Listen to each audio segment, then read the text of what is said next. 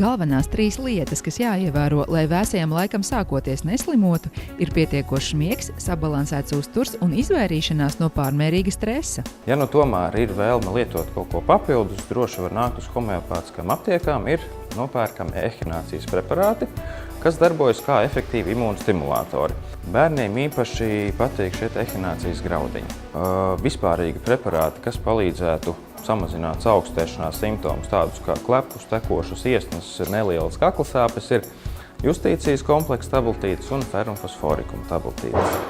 Izteiktam klepum bronhītam ļoti labi palīdzīgi tiolu pilieni, savukārt aizliktam degunam un iesnām tā ir tūjas eļļa un kālija bihromāta pilieni.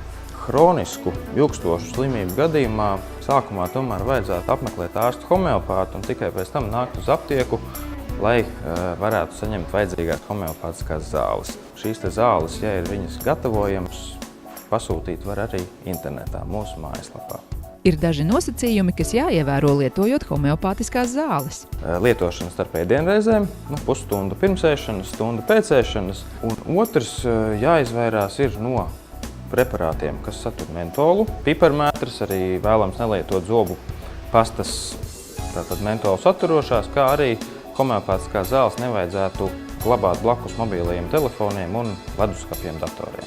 Ja ir kādi jautājumi, tad droši var zvanīt uz aptiekas telefonu numuru vai nu Skolas ielā vai Biķernieku ielā, laipni gaidīt homeopātiskajās aptiekās.